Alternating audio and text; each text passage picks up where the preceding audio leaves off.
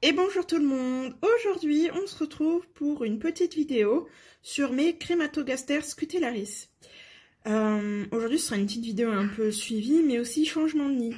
Parce que ce nid là, finalement, bien qu'il soit très beau et que je trouvais le principe du nid creusable très sympa, au final elle creuse pas et j'ai vaguement l'impression qu'elle manque de place parce qu'elle s'évade. Elle cherche toujours à s'évader bon voilà, et c'est vraiment pas terrible. Il y a la place, elle creuse pas, la colonie grandit. J'ai une partie des ouvrières qui restent constamment, vous voyez, qui restent constamment dans le nid. Voilà, là elles font un tas de fourmis ici. Bon alors c'est sur le coton d'humidification, mais en fait j'ai une partie qui est constamment ici, donc j'ai vraiment l'impression que ce nid là je saurais pas dire si c'est que ça va pas, mais j'ai un peu l'impression qu'elle manque de place, parce que là, le petit nid, il est pas plein non plus, mais... Donc je me suis dit que j'allais leur proposer, un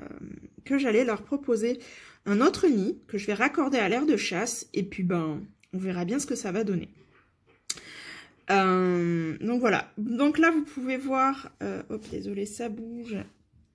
Mise au point, merci. Voilà, il y a beaucoup de nouvelles ouvrières. On voit bien là en vidéo que certaines ont une toute légère coloration. J'ai une grosse vague de naissance chez les Crématogaster scutellaris. Là, la gine s'est remise à pondre. Elle commence à nouveau à me faire des grosses grappes d'œufs. Je sais pas trop si là ça va se voir en vidéo.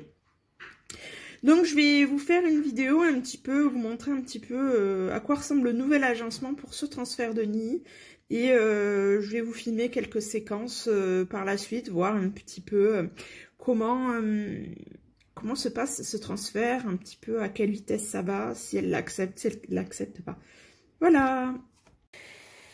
Et voilà, j'ai raccordé les deux nids par le biais de l'aire de chasse. Voilà en gros ce que ça donne. La petite installation derrière Yamelassus SP noir. Alors, du coup, j'espère qu'elles vont déménager rapidement. Ce serait pas mal, surtout que je manque un peu de place. Donc, ça prend une étagère pour elles. Donc là, je manque un peu de place, mais ça va bientôt changer. Voilà, hein, comme vous pouvez voir, par exemple, en fait, elles m'ont creusé un peu le liège. Et du coup, elles passent comme ça.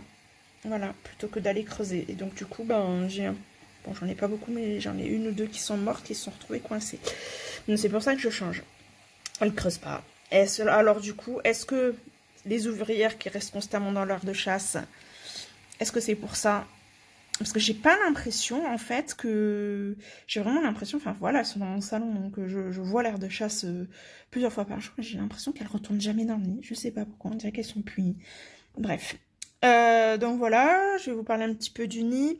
Le nid, c'est un nid tout simple, il n'y a pas grand chose à dire.